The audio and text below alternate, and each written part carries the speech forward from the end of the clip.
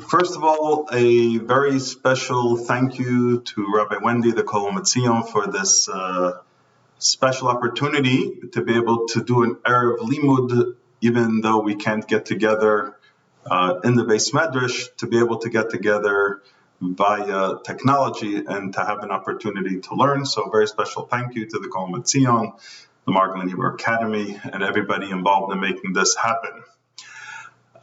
So I guess this year, as probably has been mentioned, the focus is more on practical halacha aspects that is associated with Pesach. So the topic that I have chosen to share is a little bit about the halachot, the laws that are associated with a mitzvah that is pre-Pesach. There's lots and lots of details that are associated with Pesach and its preparation for this holiday. So there's many details, and just to focus on one of the little things, not little, but they're actually big, part of a greater concept is the idea of Bdikat Chametz, the idea of searching for the Chametz, that we know we have to get rid of the Chametz, but besides getting rid of the Chametz, we also have to search the Chametz. We have to burn the Chametz, get rid of it. We have to nullify the Chametz. So the focus that I'd like to focus on is the idea of Bdikat Chametz, which is the searching of one's home, place of business, and others. Any place that a person brings Chametz into, one would have to also search Bdika to search for the Chametz. So the Mishnah tells us in Psachim, in the tractate of Psachim, and it says, Or laba asar botkin asa chametz loraner, that Eve leading into the 14th of Nisan, we have to search for the Chametz at candlelight, with using a candle to search for the Chametz. Now, reality is that one has to search for the Chametz prior to getting rid of the Chametz. And we know the 14th in the morning is the proper time to burn and get rid of one's Chametz completely. And in this case, so one would have to search for the Chametz initially really right prior to that to make sure that there is no Chametz left behind in any places that one might have overlooked.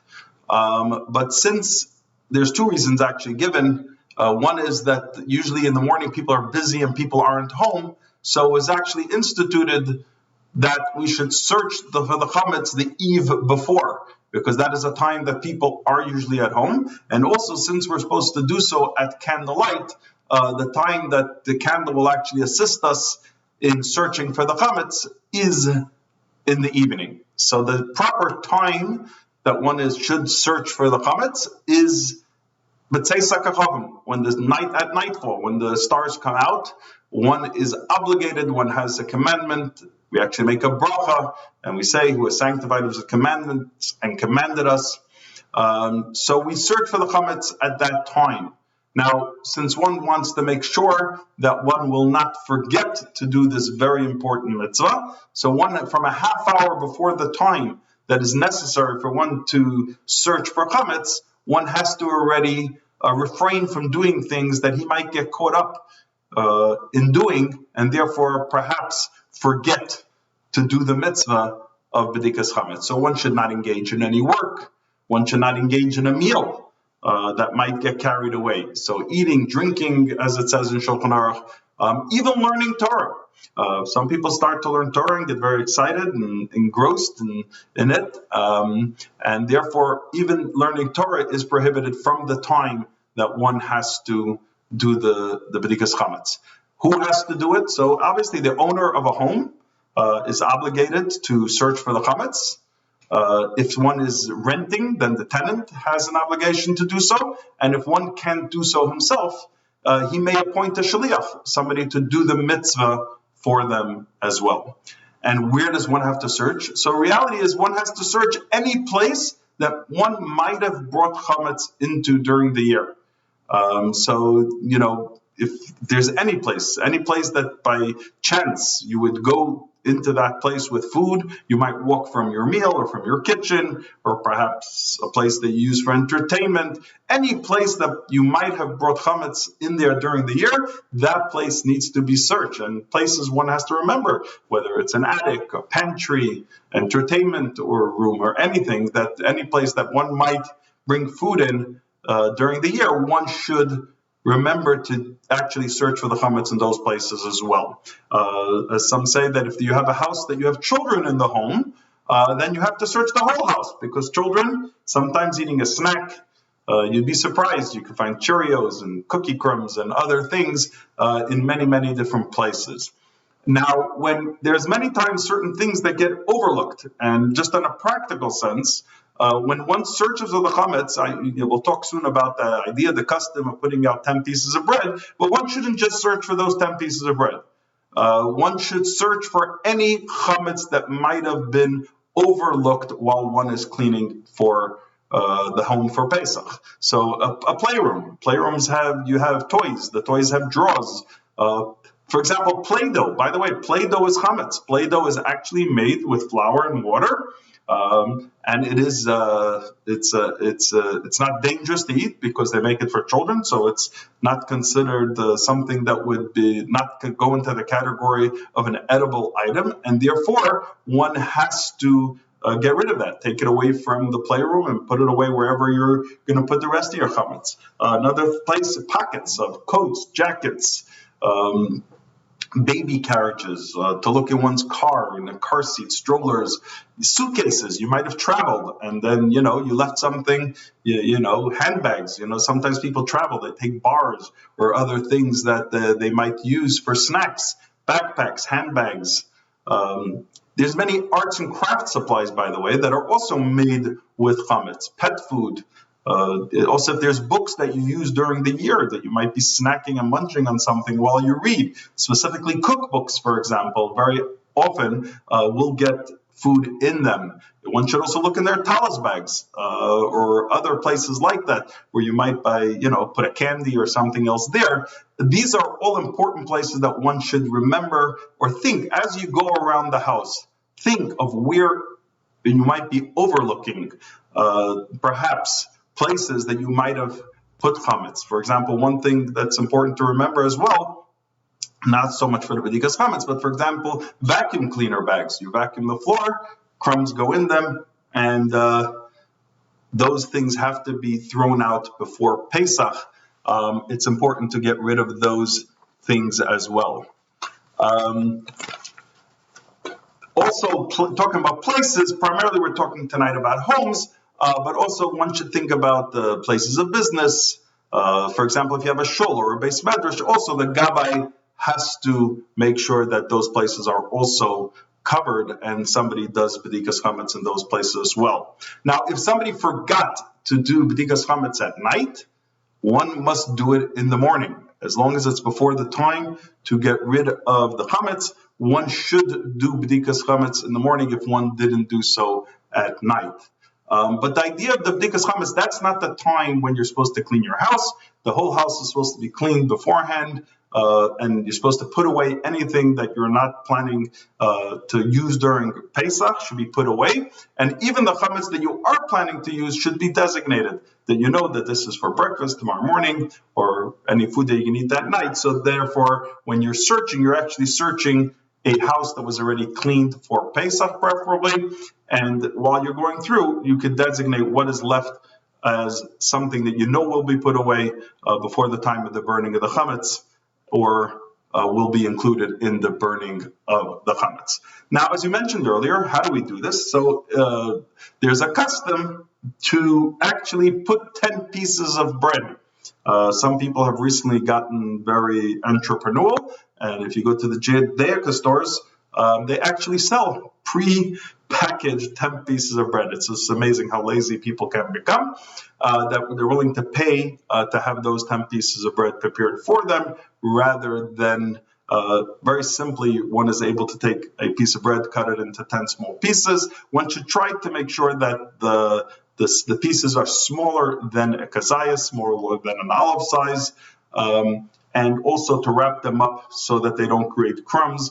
in the places that you keep them, so it's very easy to pick up and put away. So usually the way it works is you have 10 pieces of bread. We also use a candle and a feather and a wooden spoon, which we'll talk about in a minute. But it's one should also, when somebody hides it, the whole purpose is not, this is not hide and seek. So you shouldn't put it in such a good place that it's difficult for the person that is doing the Bdikat, that's doing the searching, that they shouldn't be able to find it. It should be, the idea is that there's the reasons why we put out the 10 pieces of bread.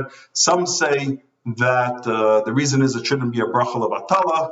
It shouldn't be a bracha in vain, that you're going to search for the chametz and you're not going to find any. But some others say that even if you don't have 10 pieces of bread, you still should do bedikas chametz. So it's the important part of the mitzvah is really the searching for the chametz, and the custom is to put out the 10 pieces of bread. It's a good idea to actually perhaps make a list of where you're putting the 10 pieces. The person that's putting it out should make a list, so therefore you don't end up with 9 pieces, and then all of a sudden there's a piece of chametz that you put out there and are not able to find, and unfortunately might be there for Pesach. So it's good to actually know where they are. So as I mentioned earlier, we make a bracha. The bracha that we make is actually Asher Kishanu Mitzvos V'Tzivanu Al Bir Chametz, which is not, it's really the whole purpose of searching for the chametz is so that we should be able to get rid of the chametz. So therefore the bracha is Al Bir Chametz. If one started the search without making a bracha, forgot to make a bracha, they still can make a bracha as long as there are still places in the home that they need to search. It's preferable that one shouldn't speak from the time that they made the bracha until after they complete the search. Should not speak about other things that are not associated with the search. Yes, one may speak and ask about where certain things are, etc., if it's associated. And the whole idea is not to have hesach hadas. One shouldn't take their mind off what they're doing and get sidetracked. If one has a large home, one doesn't have to search the whole thing themselves. They could actually designate somebody else to help them with the search, and that person would stand by. When they make the bracha, they answer amen to the bracha. If somebody's, let's say, on a campus with multiple buildings, it all can be included in one bracha, where everybody's together. The primary person makes the bracha, the other answer amen, and they're able to go to the other locations as well. If somebody's not present and they have their own area that they're going to search, then they should make their own bracha and search that area as well. We do not make a shechiyanu on the searching of the chametz. That is because this is only a preparatory mitzvah for preparing for Pesach, and therefore all the mitzvahs associated with Pesach are included in the shechiyanu blessing that we make during the kiddush. As we mentioned earlier, that we use a candle. When we use a candle for the search of the chametz, one has to make sure that it's a single wick candle. It says it should not be a torch. Because if one has a larger fire, then one will be very hesitant to be able to do a good search because they will be worried that they will create a fire. So we do it with a single wick candle, a multi-wick candle, or 2 candles put together. One should not use and is prohibited to use. And today's days with modern technology, actually, one could start with a candle, but if one really wants to get underneath beds and get into all different nooks and crannies and tight places to search, one could search with a flashlight. But we don't want to take away from the original custom that there was about doing the mitzvah with a candle. Therefore, one should at least start with a candle, and then if one needs, one can use a flashlight as well. We mentioned that the tradition is that we use a feather to be able to wipe off any crumbs into the bag that we're going to use. And traditionally, we also use a wooden spoon. The purpose of the wooden spoon is, that this shouldn't be just another bag that happens to be laying around, but we're able to designate it as we know that this is what we're going to burn in the chametz, and we have to remember to be able to also get rid of the chametz, get rid of this bag, and to also do the nullification as well. And it's important after the Bdikat to put the chametz that you found in a very secure place. We do say the kol chamir, we nullify any chametz that we have not found. and we did not see or we don't know about. And that's also an important part. Now, I'm just going to conclude with also, besides just the halachas, also with a quick inspirational thought about the searching of the chametz as well. There's many halachas associated with the details of searching for the chametz, and these are the general outline. There's a lot of different circumstances, so if you have unique circumstances and need to know how to go about them, so feel free to ask any of the rabbis here in town, your local rabbi, the shul you go to. If you have any questions, feel free to contact me as well. I'll be able to be happy to help out in any way, shape, or form.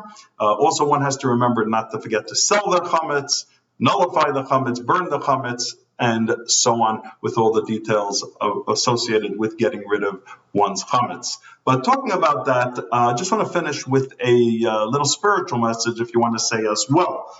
There's actually, during the burning of the chametz, there are some that have a custom. I know in Nusach Hari, there is that custom. I think Nusach Sfard as well. It says, there's a little Yehi Ratzon, a little prayer that is said that just as I'm getting rid of the chametz from my home, so may I get rid of any negative forces or Sruach HaTumah Aver, that to take away the spirit of impurity. That the time of searching for chametz and is also time to get rid of any negativity within us as well. The difference between chametz and matzah is very, very small. They have the same exact ingredients. Bread is made out of flour and water, and matzah is made out of flour and water. As a matter of fact, even the words chametz and matzah, two of the three letters are the same. We have a mem and a tzaddik in chametz, and we have a mem and a tzaddik in matzah. And even the last letter, the ches and the hey, are also very similar one to another. What's the difference between chametz and matzah? The difference is that chametz rises. Chametz is when one inflates themselves, when one has an ego. So therefore, it's actually one of the few things it says in the Torah. The Gemara says, Ein ani v'hu, that somebody who's a balgaiva, somebody who has an ego, God says they don't let, I and him cannot be in the same place at the same time. I once heard a line, the word ego is an acronym of edging God out. So chametz to matzah is really about humbleness, about,